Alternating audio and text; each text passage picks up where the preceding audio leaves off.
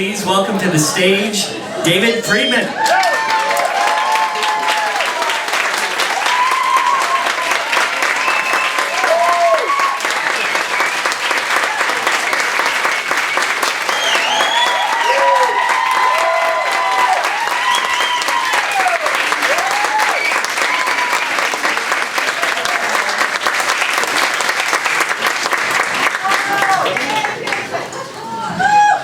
That feels better. Thank you so much. It's much better being down here than pacing the dressing room. Thank you so much for coming. I got lots of songs to sing for you. I hope you enjoy them.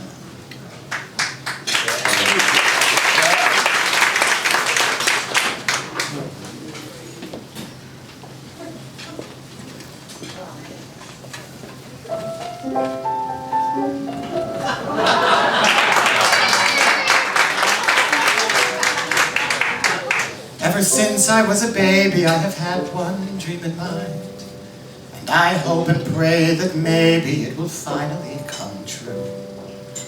It's a simple wish that everyone has had from time to time, so I know you'll understand me when I share my dream with you. I want to be rich, famous, and powerful. Step on all my enemies and never do a thing. I want to be rich, famous, and powerful. So all I have to do in life is sit around and sing. I don't want to work, struggle, or compromise. When I set a goal, I want to reach it right away. Cause paying your dues, that's just for other guys. As for me, I want what I want, and I want it all today. I don't want to audition, I don't want to take class. I want to be discovered while I'm sitting on my ass. I should not have to suffer, I should not have to sweat.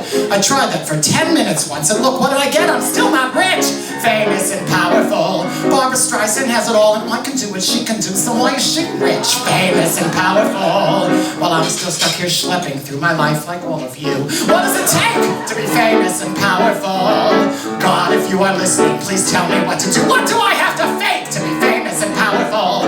I've done everything I can, and now the rest is up to you. I tried being good, I tried being nice, I even tried pretending I was listening once or twice. But the really big stars have made it without it. Was Betty Davis pleasant? Well, I seriously doubt it. Still, she was rich!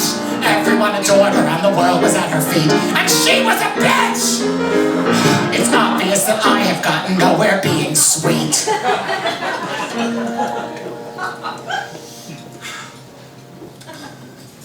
Now I know I should be thankful for the blessings that I've got.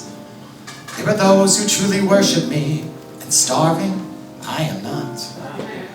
I'm really not. Does this piano make me look And I suppose good friends and family and health count for a lot.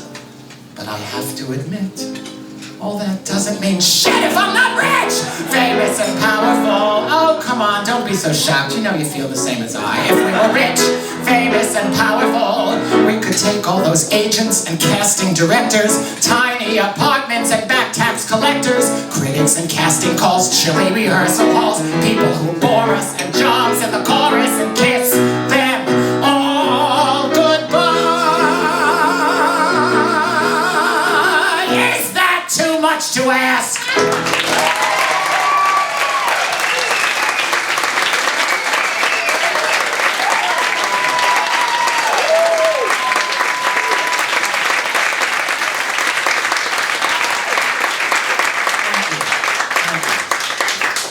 You're probably wondering why I started with that touching ballad. No, I wrote that song in 1992. I was 42 years old, so you can put away your calculators. I'm 62 years old. And at the time I wrote it, I was fond of saying, of all the songs I'd ever written, that one was probably the truest. And strangely enough, was often the one that most people seem to identify with. Now, up until that time, I really thought that life was about being successful, having money, showing something to the world, and I was writing all these songs of spirit and healing, but to tell the truth, I was writing them so that they would be hits, so that I would be rich, famous, and powerful. And in some way, I didn't really understand what other value they could have other than to make me rich, famous, and powerful. One time, I got a letter from someone saying, "Dear David, I was about to kill myself, and I heard your song, Help Is On The Way, and I decided not to kill myself." And my moving and spiritual response to that was, fine, you didn't kill yourself. Did I have a hit with that song? Did I make $1 million with that song? I have a lot of friends who write songs that wouldn't make anybody not kill themselves, and they have Grammys, and they have... Now, it's a familiar thought, isn't it? So I sort of understood that there might be something a little off about that. So I took this problem to a spiritual teacher with whom I was studying extensively at the time. Now, I was studying with her in order to figure out how spiritual principles could make me rich, famous, and powerful. And she knew this, and she knew that that's what I was thinking. So she said to me, what I want you to do is make up a virtual bank account. And every time you get a letter like that, or a comment, or somebody tells you that your song has saved their life, or helped them, or changed them in some positive way, write down $10,000. And I did this, and I was a millionaire in short order. And so interestingly enough, that song was a turning point of my life, because that ridiculous rant about materialism and my frustration with it, and also the little thought in the back of my mind that perhaps even if as I was getting more material stuff, it wasn't doing anything, it wasn't helping me, was the source of my beginning to shift from a life that had to do with seeing things on the exterior and thinking that that was what was important, to understanding that my whole life took place in my interior and that it was only the interior that was important. So this show is called Songs That Have Written Me. And I call it that because I want to share what I've come to understand about songwriting at 62, that I didn't understand at 42 and certainly didn't understand at 21. That songs have become, rather than vehicles for me to make a mark on the world, they've become my connection to spirit, my connection to something higher than me, to something or someone who knows more than I do. And what I found is that the best songs that come to me often come to me at times when I'm lost, when I have no knowledge of what to do or what the solution to something is. And they come because I open up to something that comes to me. They don't come from me, they come to me, and I receive them, I try to use them for myself, and I pass them on. And what's interesting is that the way I had to learn those lessons was often through things that you would call disasters and upsets and tragic things. And so after Rich, Famous, and Powerful, a few years later, the disasters started happening. And this was when I really learned what I needed to learn. I would say the first time I really understood that a song had come to me, not from me, was in 1995 when Nancy Lamont died. When Nancy died, she was my muse. We had worked for years. She was just about to break into the big time. She was about to play Carnegie Hall. Her records were all over the country, and she died at the age of 43. And I became quite despondent. And I thought I would never write again. People were waiting to hear what it was that I might have to write. And I just couldn't think of anything to write. I just thought, this is over. And I was walking down the street one day, and all of a sudden this song came to me in such fullness that I had to go into a stationery store and buy pen and paper quickly to write it down before it got away. And it seemed to me that this song almost came from Nancy. And I couldn't help but notice that given how I felt about this situation, it was shocking that this is the song that would come out of me. It couldn't have come out of me. It came through me and to me.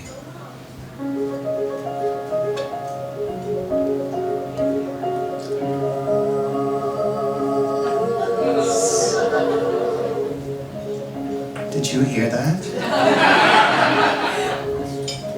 Let's see if we can hear it again.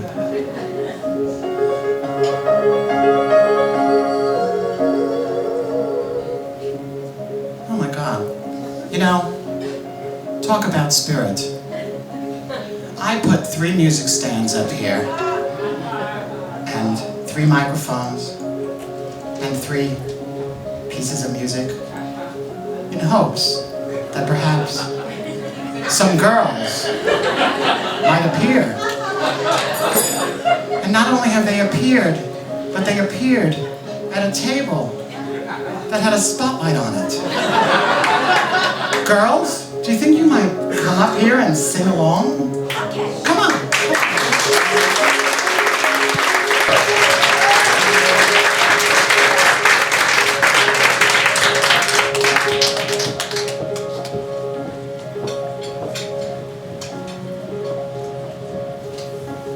Can you tell us your names?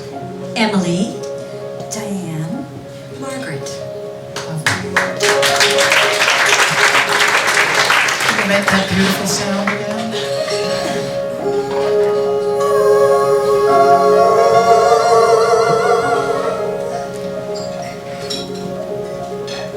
There's a voice that's softly whispering inside my head, telling me I'm gonna be alright. It keeps saying, let yourself be led where you are led. Don't hold back, don't put up a fight. It tells me, trust the wind, breathe the air. There's a place you're meant to be, and you're already there. Open up your heart and let life in. You know that you can always trust the wind.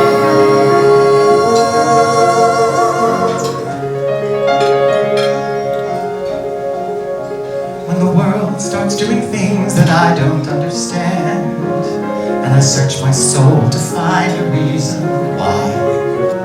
In the dark of night I feel somebody take my hand and tell me you don't even have to try, for you can trust the wind, breathe the air, and know that there are helping hands around you everywhere. Open up your heart and let life in.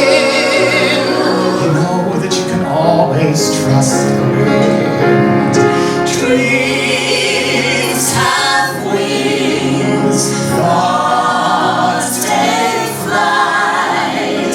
All good things are streaming toward us every day. And your prayers, they know the way. I'm gonna trust the wind. Let it take me on its wings and carry me somewhere. I'll open up my heart and let life in. I know wherever breezes blow, wherever winding rivers flow, I'm going where I need to go. I can trust the wind.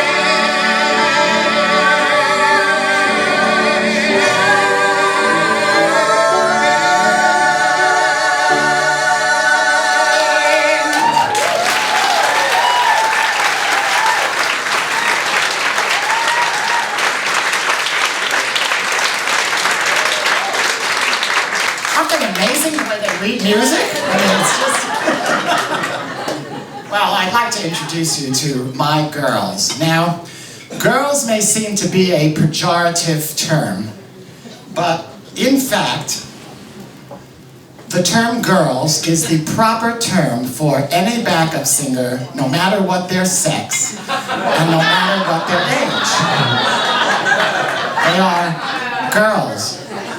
Actually, Joel Fram, our conductor at Scandalous, every day he calls someone different in the orchestra girl. Like our 6'5" trumpet player, you know, girl, would you play that?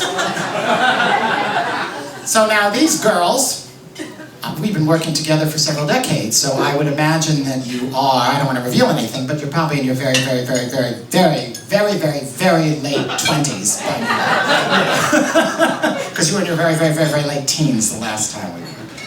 And I wouldn't dream of being on stage without them. I don't do this very often. The last time I did it was 12 years ago with the Firebird. And I just love working with them, not only because they are glorious musicians, but because they are so supportive of me. It's just a joy for us to work together. So please say hello officially to Emily Bindiger, Diane Garisto, and Margaret Dillon.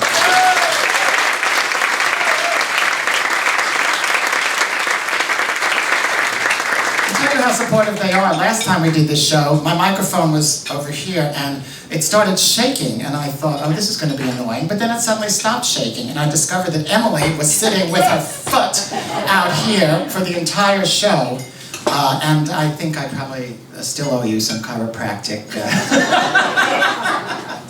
So, Trust the Wind.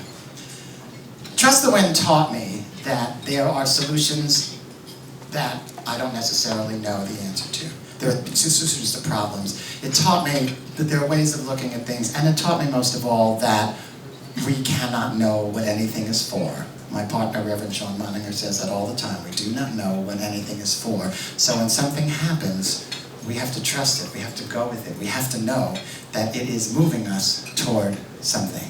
Now, in 1999, by the way, I'm going to sing about 3 songs that don't involve you, and then I'm going to ask you to sing later. So if you guys would just be very unobtrusive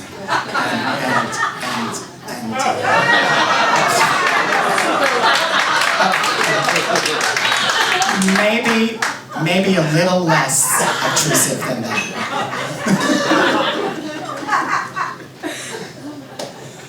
So in 1999, I was in about my 35th year of therapy.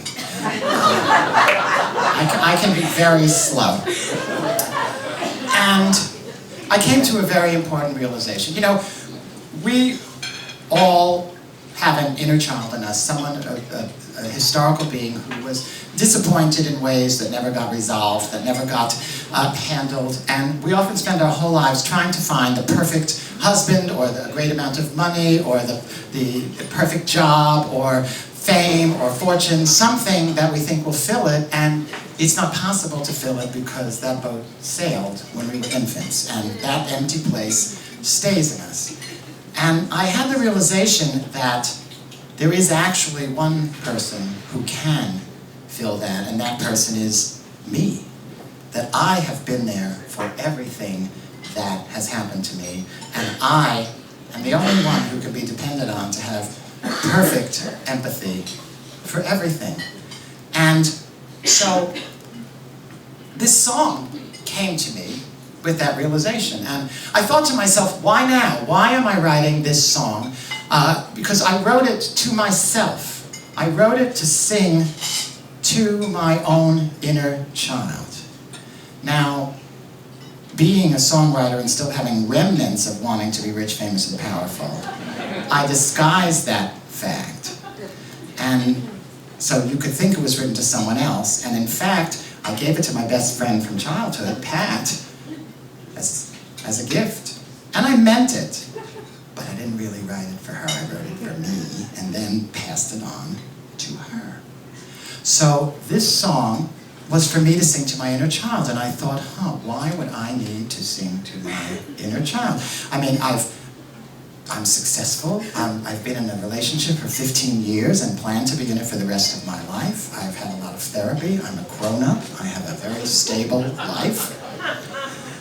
And this was an example of a song that was given to me because Spirit knew something I didn't, and knew that I would need to be prepared for something and have something to help me deal with it. 6 months after I wrote this song, that relationship ended in one day.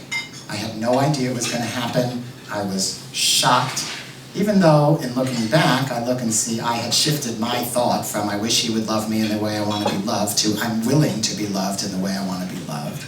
And that since I was not willing to leave, and he was not willing to love me in the way I wanted to be loved, he had to leave. So, Spirit worked it out in some way, but I was in shock. And for a whole year, every day, I would put my arms around myself and sing this song to myself. So if you need to sing to your inner child, it's for you.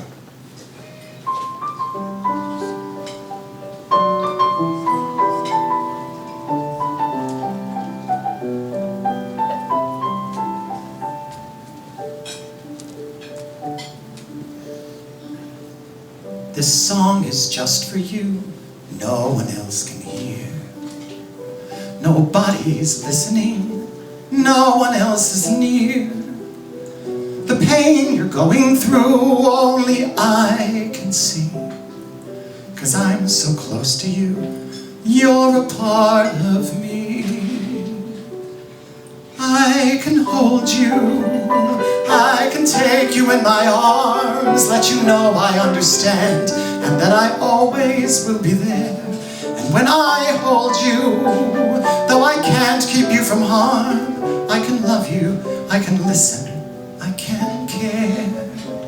I can hold you through the darkness and despair. I see you crying for all the years you've lost, for all that might have been and all those years of cost. Alone you've tried and still the pain goes on. But I'll be by your side until the pain is gone.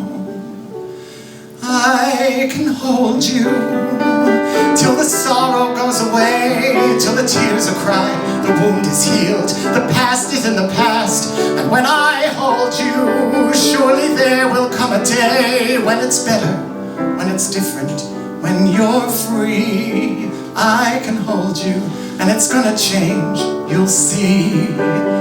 For though you think that hope has died and all your dreams are gone, I know that somewhere locked inside your spirit still lives on. Your heart is so afraid to care, afraid that there'll be no one there. But here I am, and I swear I'm not going anywhere. Let me hold you, take a chance and let me in. Let me show you you can win as you have never won before. 'Cause when I hold you, then the healing can begin, and the love that you've been holding back can grow. I can hold you, and I'll never let you go. Through the sadness and the tears, through the longing and the fears, if it takes 100 years, I can hold you.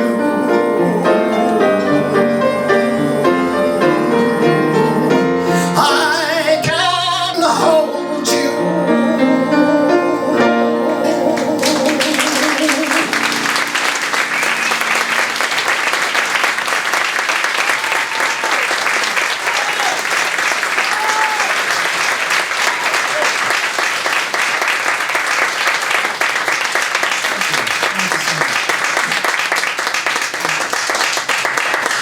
So, you know, I noticed during that time that I identified myself in terms of my relationship.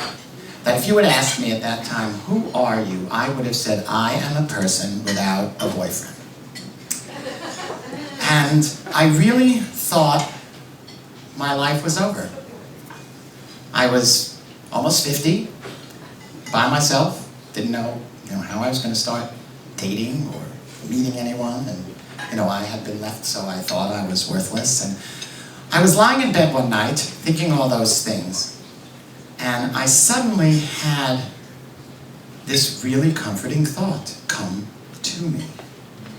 And it sort of told me that whatever I was looking for had to be here already. And it was a comforting thought that I held for the next 3 years, which was how long I was alone.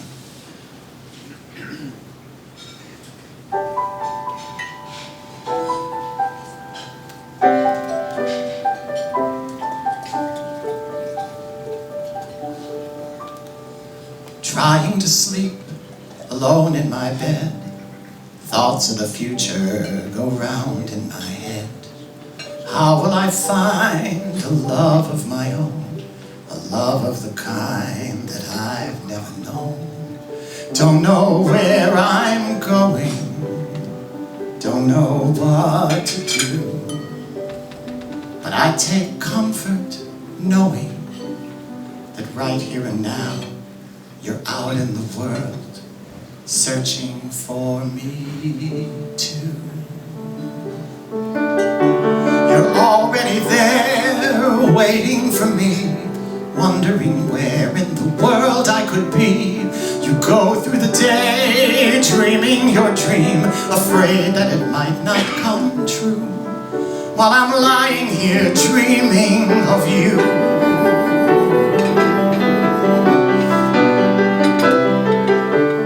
You're far, far away, or just down the street, but surely someday we are destined to meet. I know in my heart you're coming to me. I don't need to know when and where. I'll just turn and one day you'll be there. And maybe we will know at the first glance, at the first word. Or maybe we'll go slow, start out as friends, but in the end, a love to last a lifetime will grow. And that will be our story. I can't wait to live our story. So now, go to sleep, and I'll do the same. Knowing your heart, though I don't know your name, I trust in a plan much higher than me to bring us together in time. So till you appear, I'll picture you here. Remove all the doubt and let go of the fear, and know that the future is fine. You're already there, waiting for me. So in a funny way, you're already mine.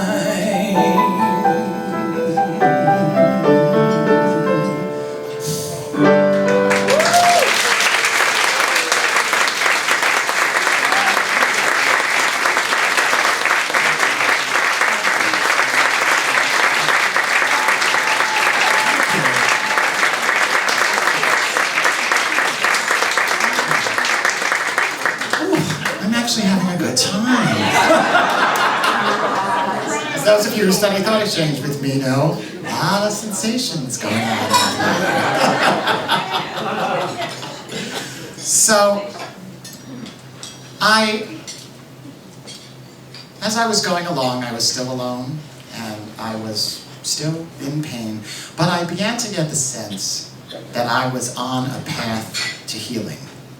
And I asked myself, what is the path going to be? What is the path to healing? Now this time I'm writing a song about something I don't know, but the difference between this song and the others was that I set out to explore something. It didn't just hit me on the head, this song. I set out to explore what would the path to healing this period, to finding love, to finding center, to finding something inside of myself that I could depend upon be. And it took me about 6 months to write this song because I didn't want to tack a platitudinous ending onto it. I didn't want to sort of make up what it would be. I had to wait for it. And this song really did lay out the path that it actually turned out that I followed, and to understand that I could get what I wanted by letting go of it.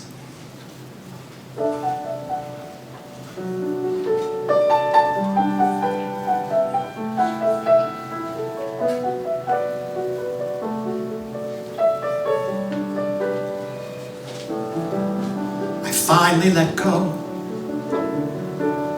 of waiting around for one dream to come true. I finally said no. No more living as though there were nothing to do but search for one love. And if that love didn't come along, was I nothing? Was life nothing? I finally said, hey, get out of the future, start living today. I finally said, wow, there's so much to be thankful for right here and now, and I'm missing it. Missing the smiles of my friends, missing the beauty that lives all around me, and the sunsets, and the music. I finally said, why keep reliving the past till the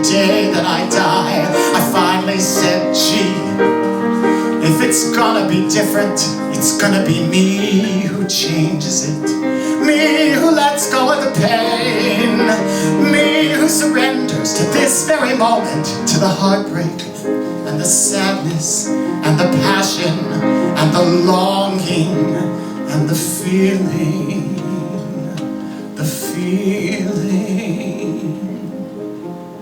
And then I went deep inside, and there I finally cried for all of the wishes that never came true, and all of the great things I wanted to do, and all of the dreams that I never would know, and I let them go, I let them go, and I finally could say, if there's no more than this, I can still be okay. I finally could see it was more than enough to be here, to be me, living every day. And when I was finally aware that when I'm alone, there's still someone there, and that someone is me, that someone is me, then I finally found peace. 'Cause then I finally knew that happiness comes from inside of me. And then, only then, I found you.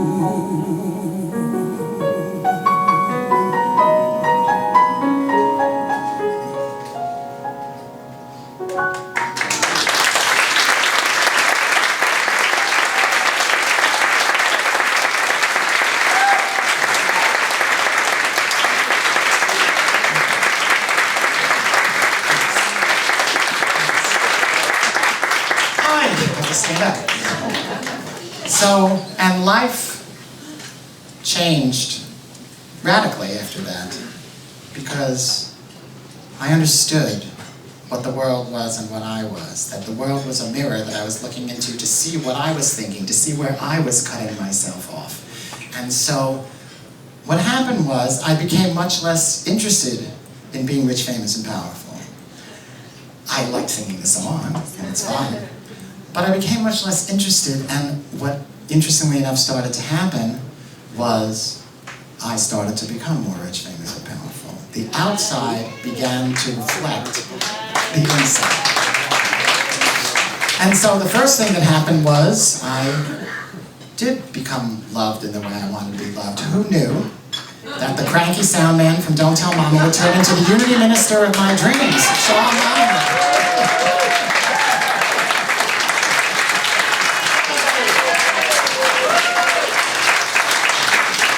I like to say, I'm aware that Sean does not make me happy. My happiness makes Sean. Some days my misery makes Sean.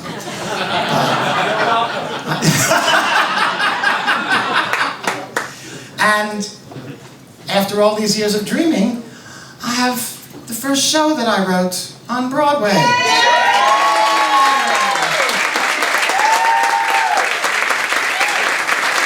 Have we got any scandalous people here tonight?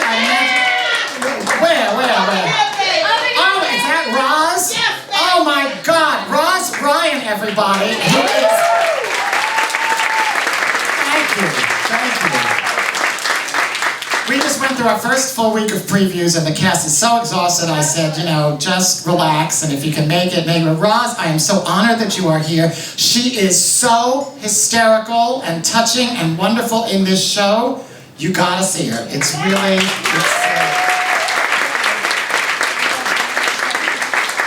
So, this is a show I wrote with Kathy Lee Gifford, and David Pomerantz and I wrote the music together. Where are you? Hi, David! Hey, David! Yay! Oh, thank you. I'm so glad you're here. Yay.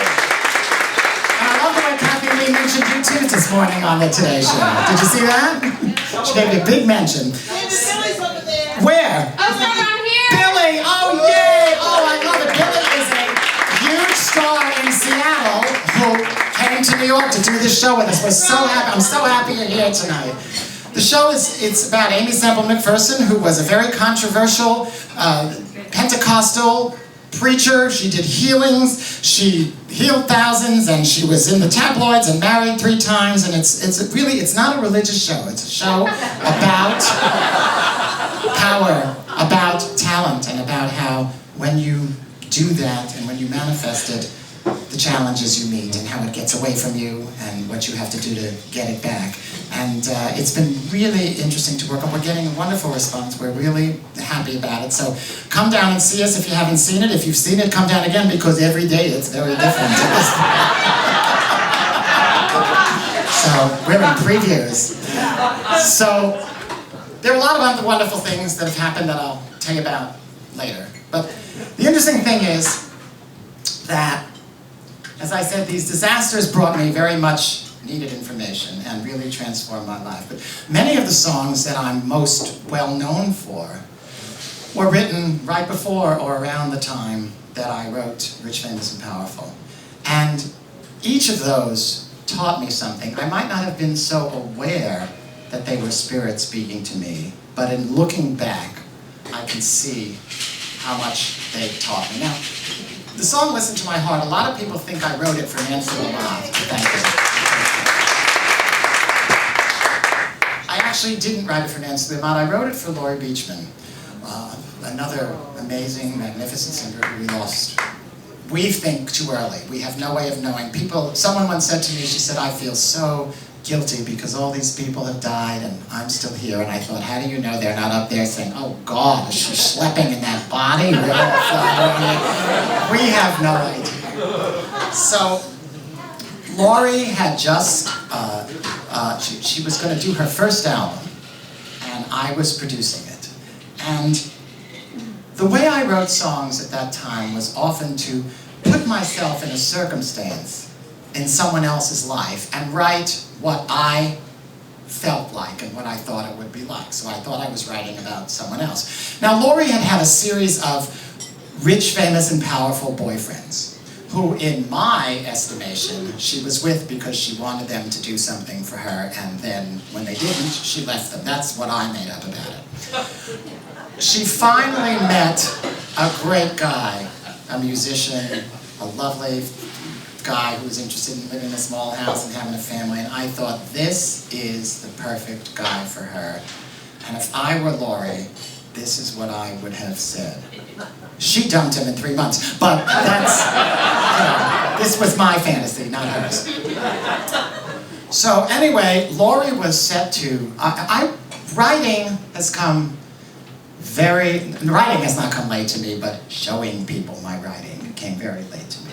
Writing seemed to be the most frightening thing to do, the most personal, the most revealing. So for years I hid behind music directing and working on other people's music and stuff like that, because it just seemed too frightening to me. And I finally decided I was doing a concert. It was the Cathedral St. John the Divine. It was for about 1,000 people. There were 31 of my songs, and people like Laurie and Alex Corey and Nancy Lamont and Judy Kay and Leslie Gore and all these different wonderful singers were singing them. And it was sort of like my coming out as a writer. And we were opening with Listen to My Heart. 20 hours before the concert, I got a call from Laurie, who was singing the song, to say that she had a cold and would not be making the concert. I think cold is a euphemism for diva fit. Didn't really have to do with me so much, but there was something going on and she canceled. So I was horrified.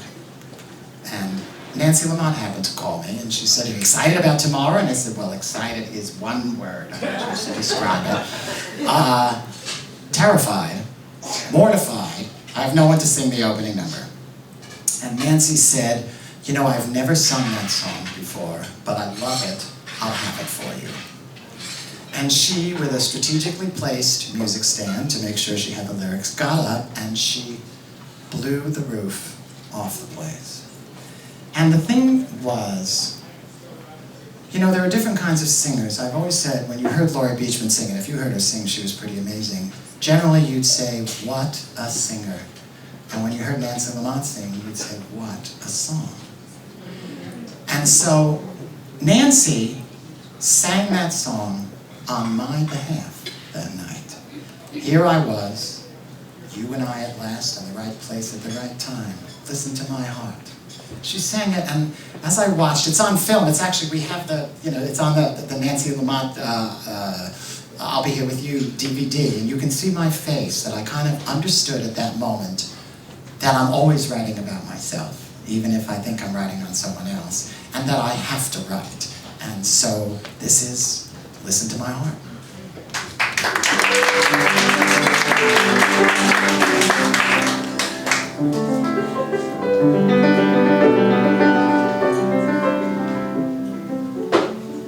Here we are, you and I at last, in the right place, at the right time.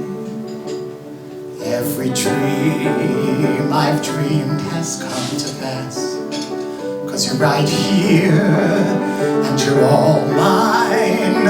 I can't believe the years of holding back are through, and I can finally share what's in my heart with you.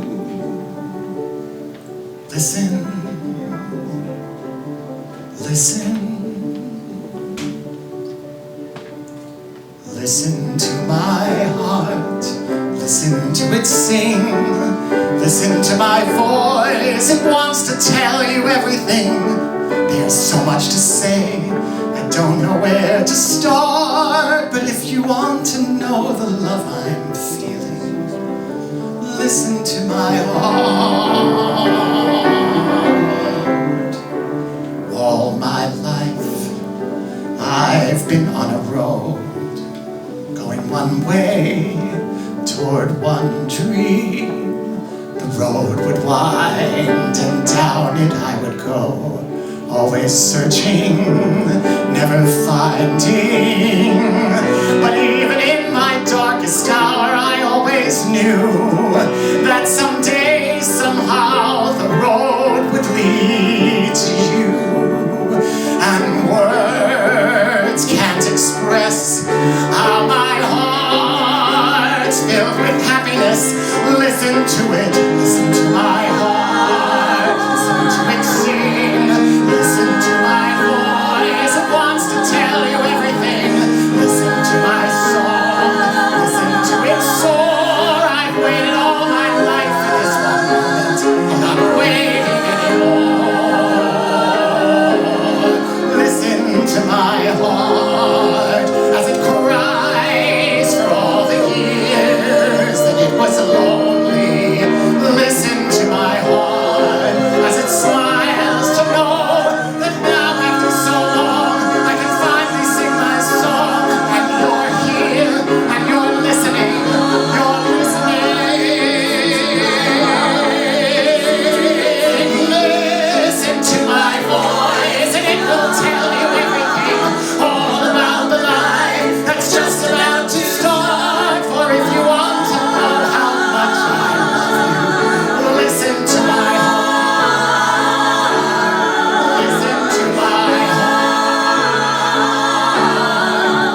listen to my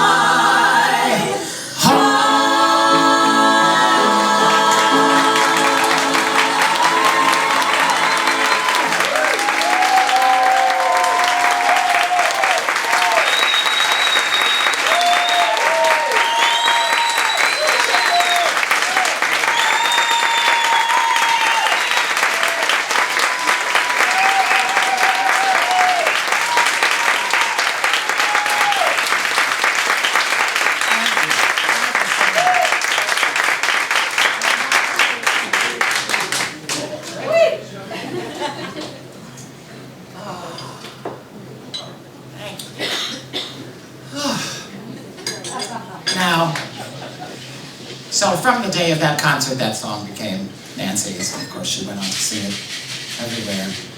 Now, if there's one song of mine that I really would like the world to hear, it's this next song. It was written, there was a concert that used to happen every year called In Celebration of Life that Johnson Darcet used to do. And he still does so many wonderful concerts. And in this concert, he paired writers and singers up, and he had us write songs that would be about healing or that would be about something to do with the AIDS crisis. And so Nancy and I always closed that concert, and I did a new song for her each year. And this one year I said, what do you want to sing about? And she said, I was on the bus today and there was this bitch who was so nasty to me. Could you write a song about people being nice to each other? So I thought, my mother had always said to me, be nice. And now, when I did this, the last time I did this kind of show, 12 years ago, which was actually the first time I did it, at the Firebird, 9 days before the show, my mother died. And actually, 6 weeks ago, my father, who's here tonight, had a very mild... David Friedman.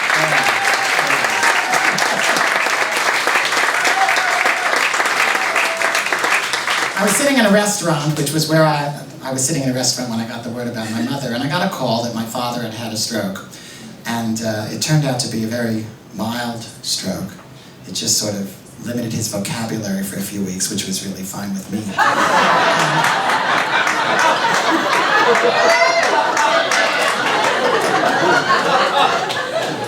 But I got that news and I thought, if you die before this act, I'm going to kill you.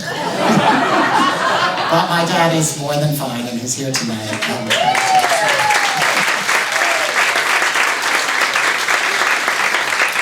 So he was, of course, here 12 years ago, and I talked to him, and we decided that even though my mother had just died, that I should do this concert and the family should be here 12 years ago. So I thought, how am I going to tell an audience that my mother just died without, bringing them all into a heap on the floor? So what I said was, we each have things that we remember about our mothers. And my favorite is my friend Marie, who, when her mother died, I called her and I said, Marie, now that your mother's gone, is there anything I can do for you? And she said, oh, well, you could call me once a month and ask me why I'm not married.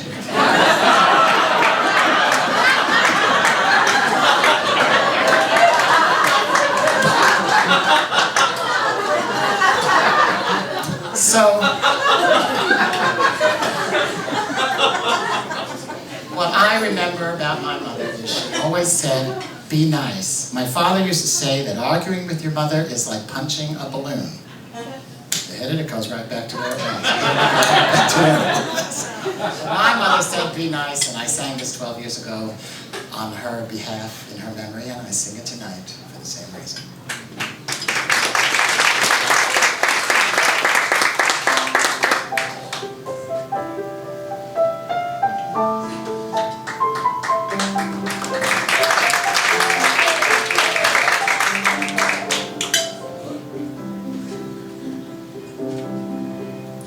So many things we can't control, so many hurts that happen every day, so many heartaches that pierce the soul, so much pain that won't ever go away. How do we make it better? How do we make it through? What can we do when there's nothing we can do? We can be kind, we can take care of each other, we can remember that deep down inside we all need the same thing. And maybe we'll find, if we are there for each other, that together we'll weather whatever tomorrow may bring.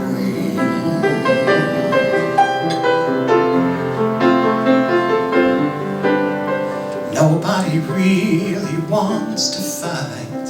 Nobody really wants to go to war. Everyone wants to make things right.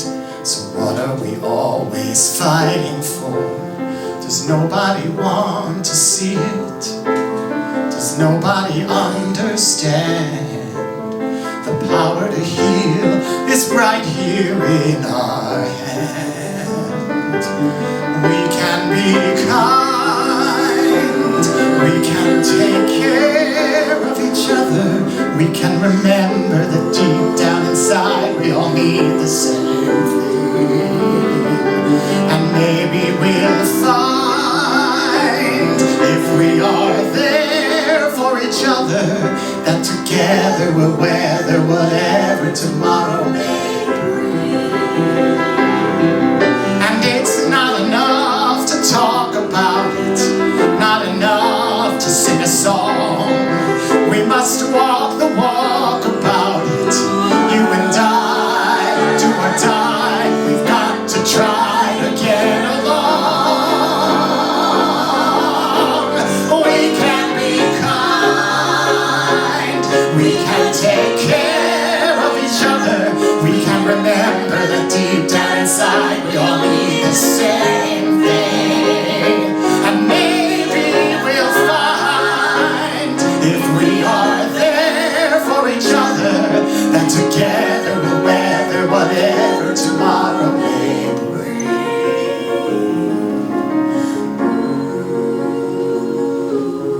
And maybe we'll find true peace of mind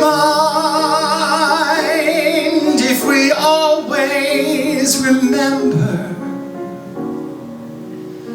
we can be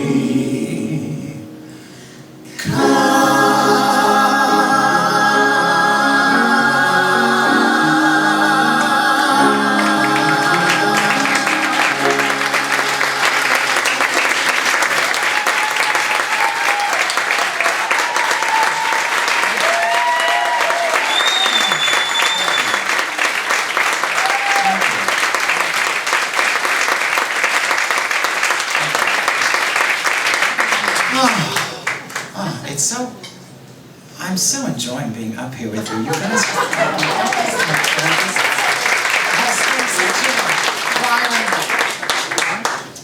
Okay, so Laurie Beachman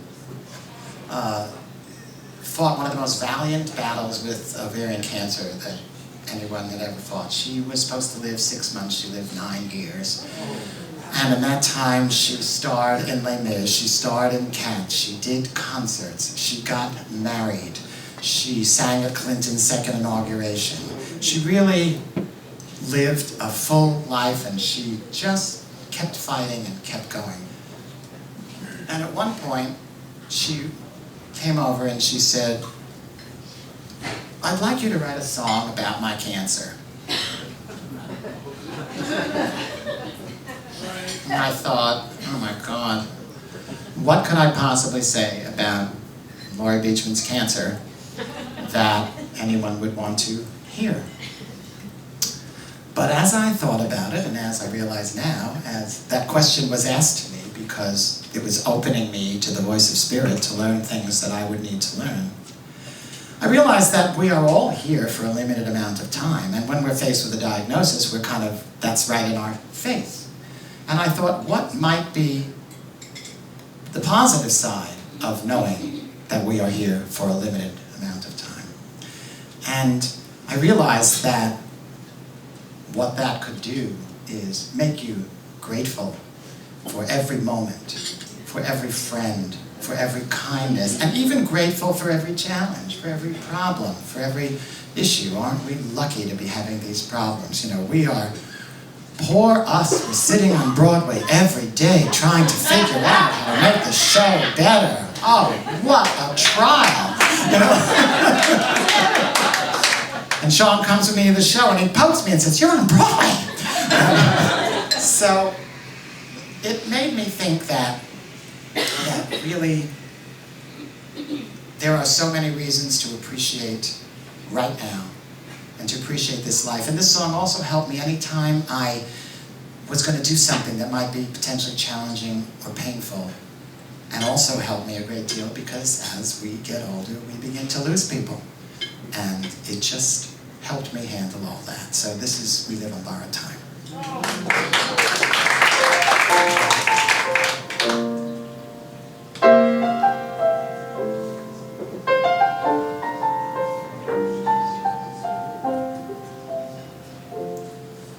never thought that there could be a love like yours and mine.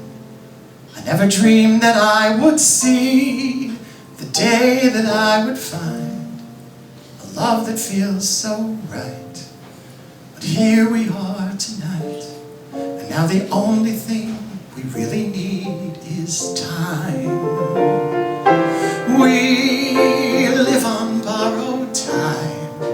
No one can be sure when the loan will finally come due. But I'm loving all of mine. I know what time is for. I've borrowed it so I could spend it all right here with you.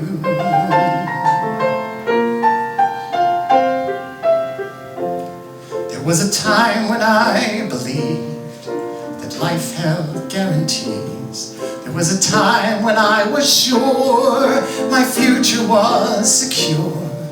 But life had other plans. The future's in God's hands, and knowing that has let me live and love you more. We live on borrowed time. Yesterday is past. Tomorrow seems a million miles away. But I promise you that I'm gonna make love last by living every moment, every hour, every day. Now we may have a year, and we may have a lifetime. No one can be certain what the future will allow. But you and I are here, and this time is the right time. There's one thing that I know, is that we have each other now. And now we live on borrowed time. Let's celebrate and sing as we walk bravely into the unknown. 'Cause we're gonna be just fine. Whatever life may bring, we'll face it all together, and we'll never be alone.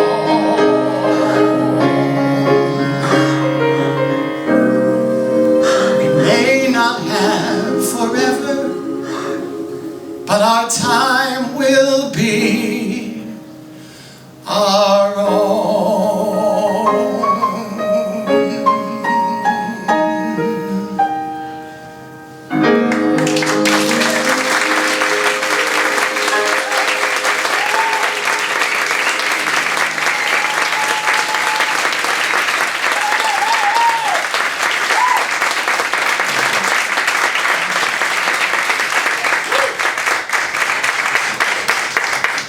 This next song is very special to me because it's the first song I ever wrote for Nancy Lamont.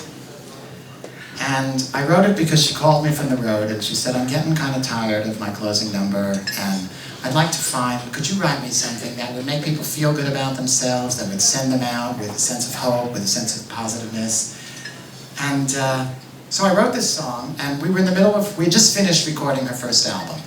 And it hadn't gone to print yet, but it was done, it was mixed. And she sang this song at Steve McGraw's, which was the club owned by Steve and Nancy McGraw. And Nancy McGraw came up to me afterward and said, oh my God, I can't wait to hear that song on the album. And I said, it's not on the album. But something about how insistent she was and how excited she was made us go back in and open up the album and put it on the album.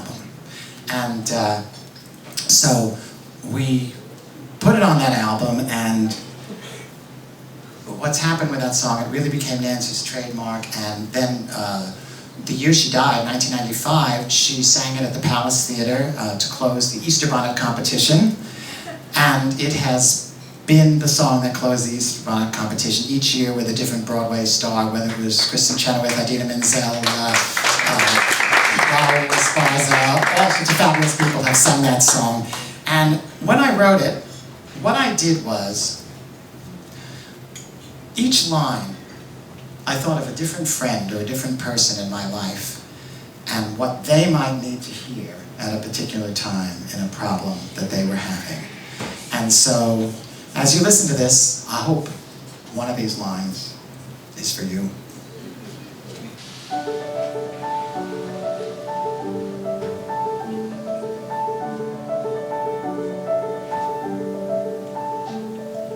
Don't give up the ship, even when you feel it's sinking and you don't know what to do.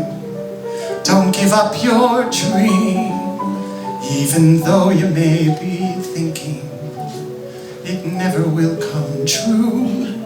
Life has its own ideas of how things come about, and if you just hang in there, life is gonna work it out. Help is on the way from places you don't know about today, from friends you may not have met yet. Believe me when I say I know help is on the way.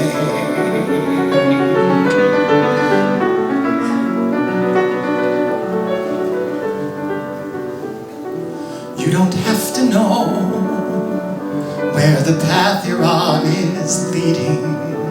You just have to walk along, dreaming as you go, asking for the things you're needing. You never can go wrong if you have faith that things are happening as they should. And just believe each step you take is leading you to something good. Help is on the way from places you don't know about today, from friends you may not have met yet. Believe me when I say I know help is on the way. So open your heart, open your mind. No matter how you've tried and failed, tomorrow you'll turn and find that help is on the way from places you don't know about today, from friends you may not have met yet. Believe me when I say I know help is on the way. Help is on the way. Help is on the way.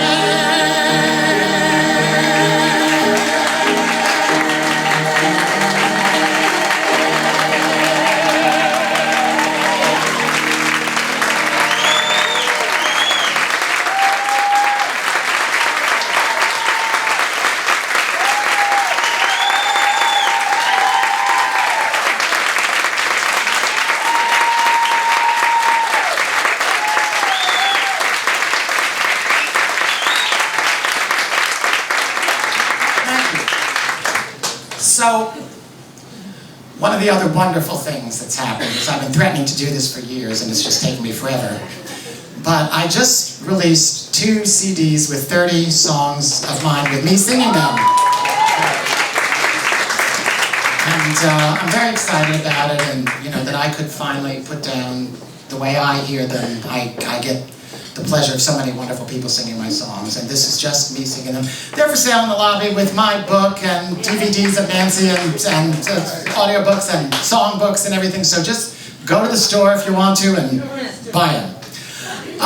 So anyway, these 2 albums, the first one is called A Different Light. David Friedman sings his own songs. And the second one is called Let Me Fly. David Friedman sings more of his own songs. And I'd like to sing the title songs from these 2 albums. A Different Light, I wrote many, many years ago. This is an interesting thing, because this is an example of something's coming through me that I don't even know what it means, but I know what it means now. And I have that song to listen to. I'm always reminded of Harold Pinter being interviewed, and someone said to him, what does that line mean in his own work? And he looked at it and said, the author's intention is unclear. So we don't always know what we're talking about. And when people come to me and say, oh, you are so, the songs you write, you must be so wise and so centered and so relaxed. I say to them, if you think I think help is on the way, you're out of your mind. And I definitely do not trust the wind. These are things that I'm being told to do that I have as much trouble as the next guy doing. But a different light, I was assigned something. This is another way in which Spirit has spoken to me, is you're asked to write something. You're assigned something, and you do it for an assignment, and you suddenly realize it's something you needed to do. I was assigned to do a song for a children's video about being afraid of the dark and what that meant. And I realized today, looking at it, that, we are all children afraid of the dark in certain ways. But what we're afraid of, we actually don't need to be afraid of if we look at it differently. So this song is called A Different Light.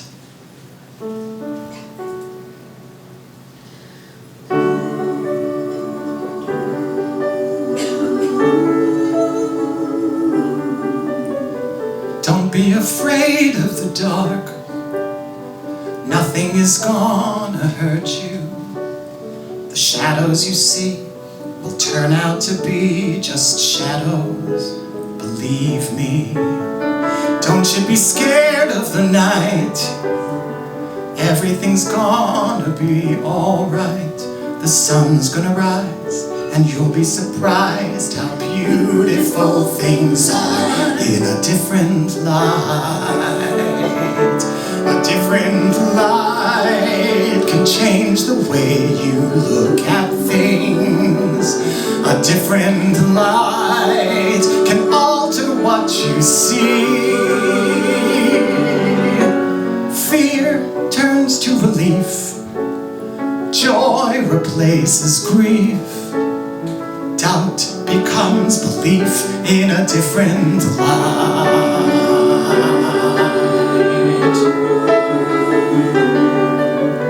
When you're alone in your bed, frightening thoughts can dance in your head.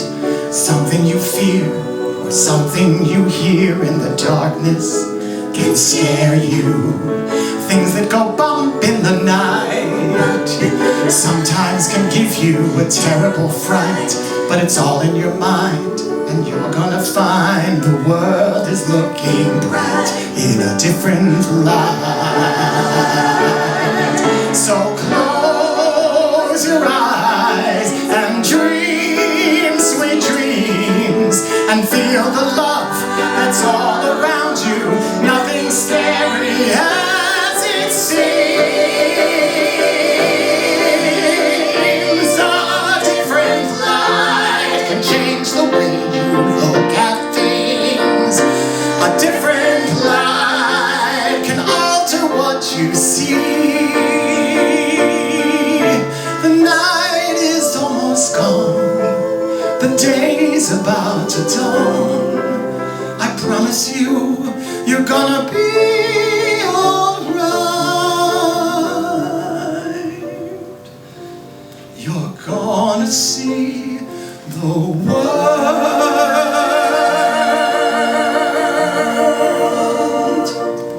in a different light.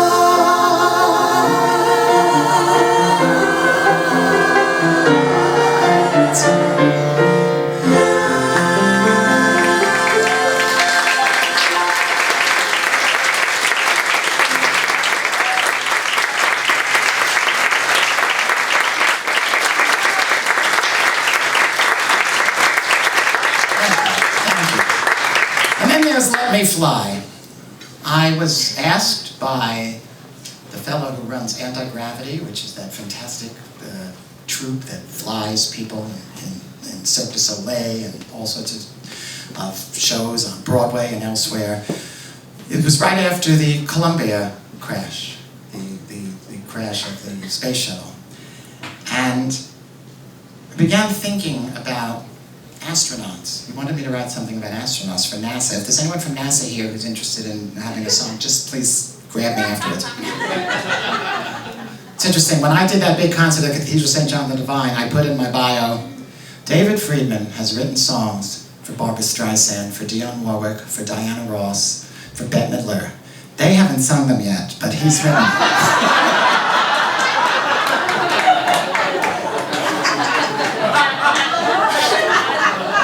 So, I began thinking about astronauts and how they go into space. They go somewhere where you don't know what's going to happen, but they find new horizons that we never would have thought of. I was talking to my dad a few months ago, and he said, you know, when the space program started, we thought, what are they doing? They're just, you know, it's all ego. They want to go into space. They want to prove something. Well, GPS, cell phones, all sorts of things that we use today are from that space program.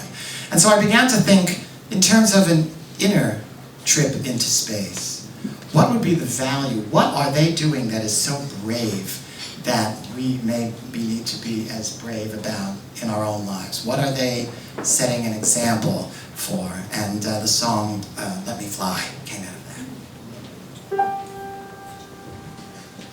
I have gazed into the night and looked up at the stars and wondered if there might be life out there on Mars. Don't know if I can get there, but I sure would like to try.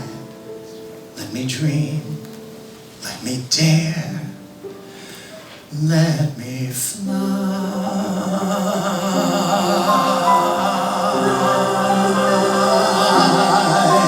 Let me break the surly bonds of this gravity. I know that the fear that has been holding me finally let me go. Let me see my dreams come true, not just stand here standing by. Let me soar, let me through, let me fly. Let me fly beyond the sky and into outer space. Let me look back at the earth and see a different place. From out there I'll see no borders, no enemies, no war. And when I've returned, maybe I'll have learned what we're all living for. And I know the chance I take by taking to the sky, but the difference that I make will be the reason why. So even if I fail, even if I die, I'll have no regret. The challenge has been met. The world will not forget that everyone can fly. Let me show you. Let me fly.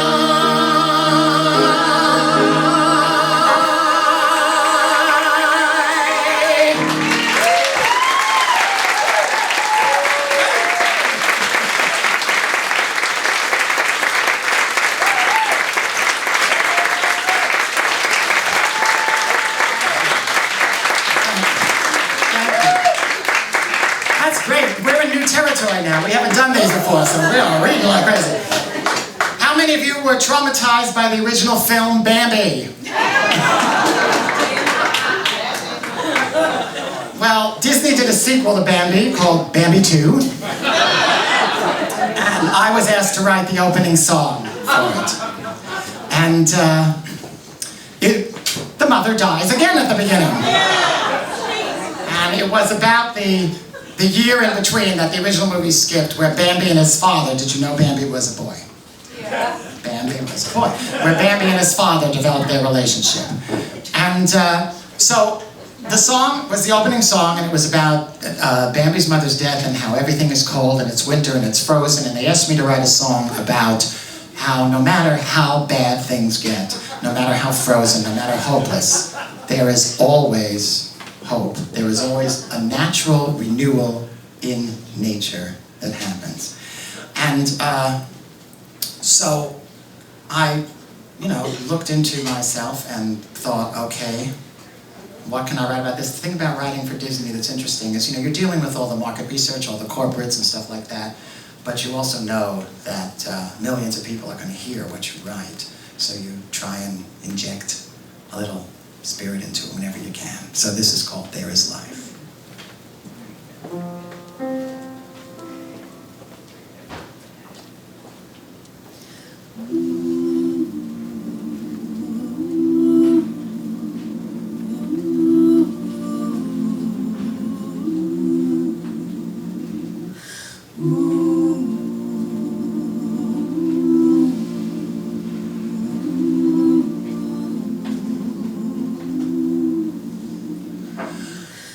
Under the snow, beneath the frozen streams, there is life. You have to know, when nature sleeps, she dreams, there is life. And the colder the winter, the warmer the spring, the deeper the sorrow, the more our hearts sing. Even when you can't see it, inside everything, there is life.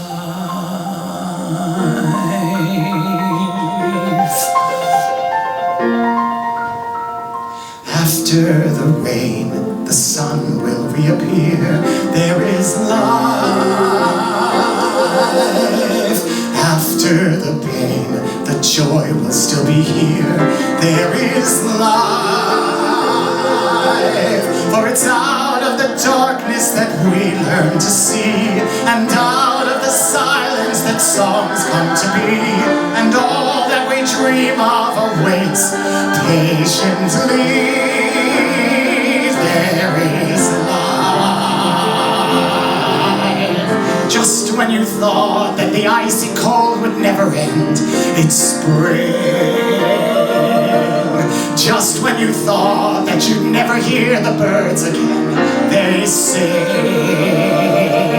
And the rivers will run, and the eagles will soar, and the flowers bloom brighter than ever before. Babies are born, night turns to morning, there are blue skies, and your heart flies. So open your eyes to the beauty all around. There is life. Let it surprise you, the smells, the sights, the sound. There is life. For love and adventure are waiting for you. There's so much to learn and there's so much to do. For now and for always, there's one thing that's true. There is life.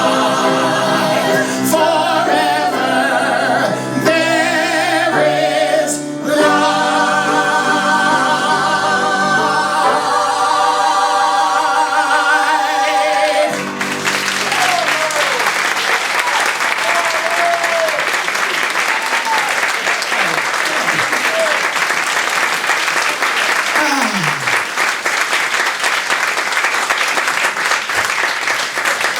You know, working for Disney can be very strange. Someone once asked me, "Did you sign for that movie yet?" And I said, "Sign for the movie? I haven't gotten the insulting offer. I haven't told them to drop dead. They haven't told me I have no talent. I haven't told them to go screw themselves."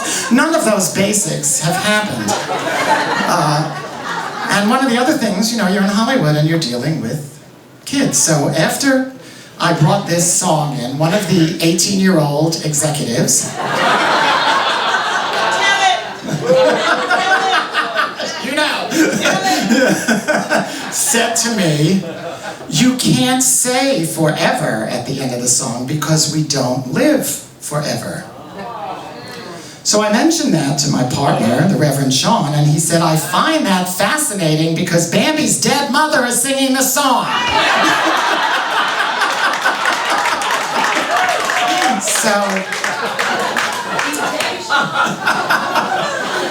So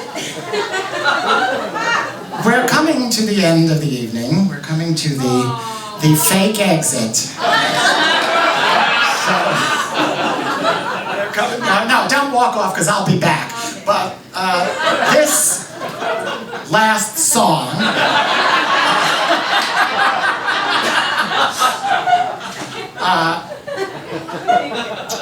This is a song I wrote about 30 years ago. And I wrote it because I just wanted to write a hip-hop song. And I wrote it as a generic love song. It was really meaningful to me, but I just wrote it. And it turns out that it certainly is the song that I've made the most money on. There's no question about that. I had a quadruple platinum hit with Diana Ross on it. Laura Branigan sang it. It was my first song to be on television. But as I look at it today, I realize that it has a lot of other meanings, all about love, but it's not just about loving one person, it's about love in general. It's about loving the higher spirit, the source that gave it to me, whatever we want to call it. And tonight, I just can't tell you how grateful I am to you all for being here. It just warms my heart.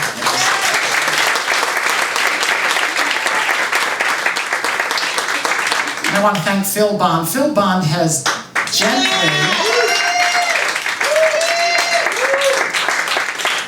gently poked at me for several years, when are you going to do a show, when are you going to do a show? And I really resisted, but I'm so grateful that he kept asking just one more time, because thank you. I want to thank Chuck Meraki and Keith Sherman and everyone who publicized me so that you would know I was here.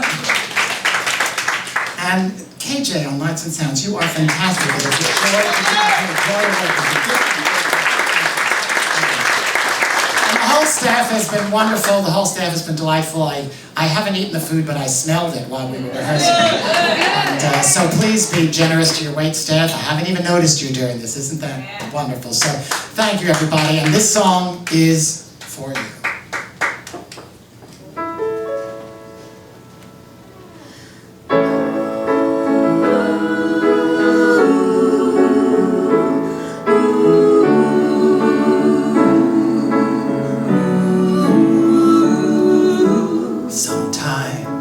I'm sitting all alone, I think of things that I have done and start to wonder if there's one thing that means more than others I have known. And suddenly it's clear to me, without your love, where would I be? Your love has kept me going through good and bad times.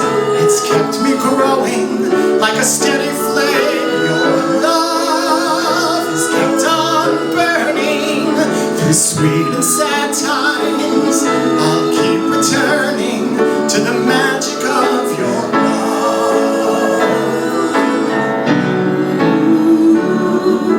Through the years, my dreams may come and go. Fortune is a fleeting thing, and no one knows what time may bring. But through the highs and lows of it, I'll know that there's one thing of which I'm sure, the one thing I've been living for. Your love has kept me going through good and bad times. It's kept me growing like a steady flame. Your love has kept on burning through sweet and sad times. I'll keep returning to the magic of your love. Your love has kept me going through good and bad times. It's kept me growing like a steady flame. Your love has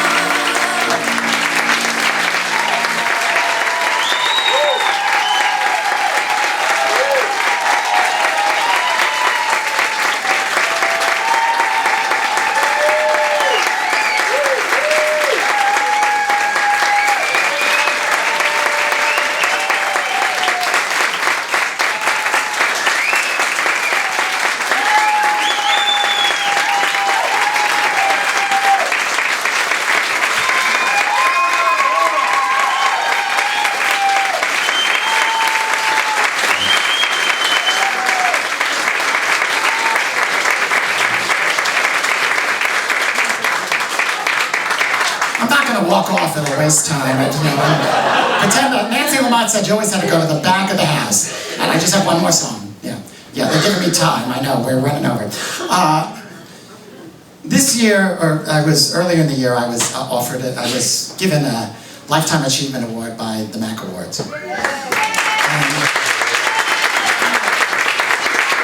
There were people who said, does that mean it's all over? Now, when I was given this award, I was given it, the other recipient of it was Irvin Drake.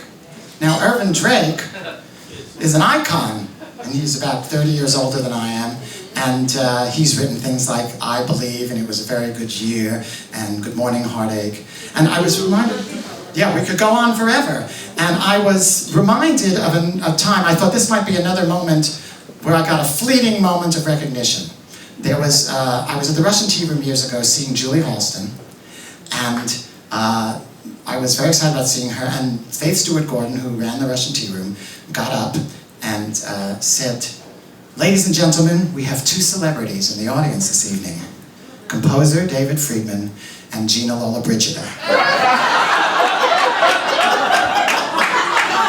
So that was the end of me. I went, "Hi, Gina," she's like, "Who the hell are you?" But I've chosen to take that award as a sign of encouragement, as a sign of acknowledgement and encouragement. And I was thinking, when I was putting this act together, my dad is here tonight, and he's 91 years old. He drives his car between his two homes. He's one of the grand poobahs of the Masons. He studies everything from astrophysics to comparative religions. And I started to think, when he was my age, I was 33. I had written none of the songs you heard tonight. I hadn't met Nancy Lamont.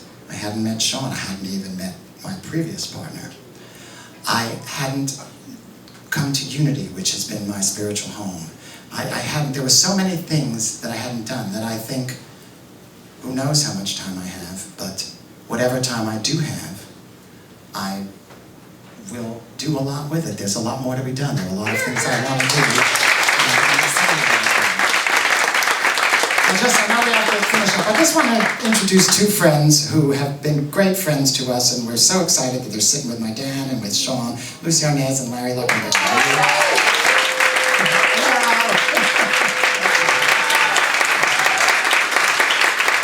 So, my songs have taught me that there's no problem that can't be solved, that there are answers that I don't know about, that there's a voice that I can always listen to, and that everything that seemed to be terrible turned out to have some tremendous value. And I'm thinking, as long as I have on this earth, maybe death will be that way too. Maybe death will be something fantastic and a great surprise and something wonderful. And these last two songs, the first one, I had the honor of writing with Portia Nelson and singing it at her memorial service. And yes, she's a wonderful writer. And this is how I would like to be remembered. And the second one, I think, is self-explanatory.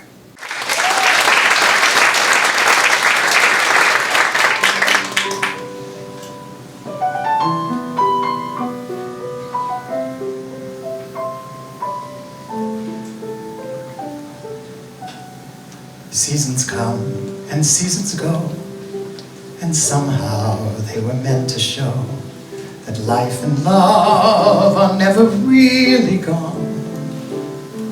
So when my journey here is through, I'm certain there is just a new hello. And so, when I travel on, let me be the music.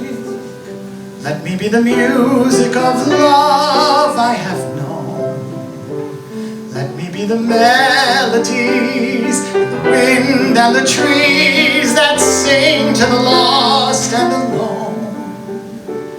Let me be the sweet refrain in the sound of the rain, or a rippling stream the lullabies that close the eyes of children when they dream. For music has no walls or bars, it bridges time and space.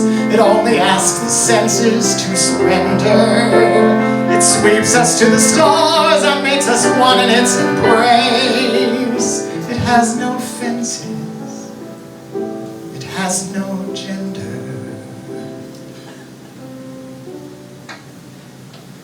So let me be the music, the beautiful music of love. Let me be the voices of spring that rejoice in the things that blossom and grow. Oh, let me be the music to come again as music, the beautiful music of love. When I go, oh, let me be the music of love. When I go.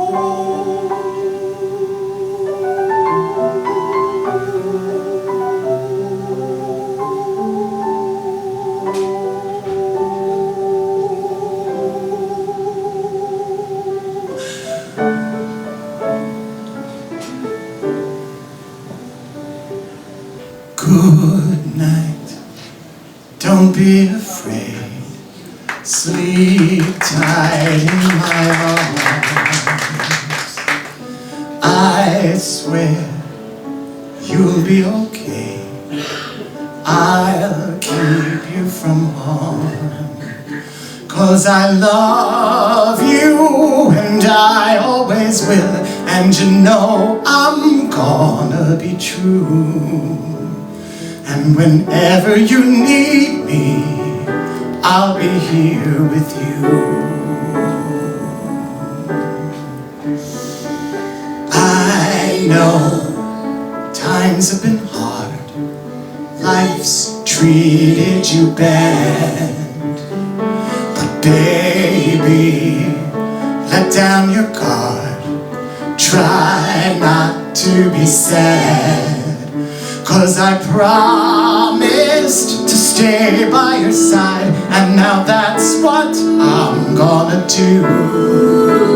When the others have gone away, I'll be here with you. I'll be here when the nights grow cold. I'll be here when the skies are blue. I'll be here when we both grow old, here with you. So good night, don't be afraid. Sleep safe in my arms. Baby, you'll be okay. I'll keep you from harm. And tomorrow, if trouble should come, you can count on me to come through. Because now and for always, I'll be here with you. Come rain or come shine, through thick and through thin, for better or worse, I'll be here with you. So good night, don't be afraid.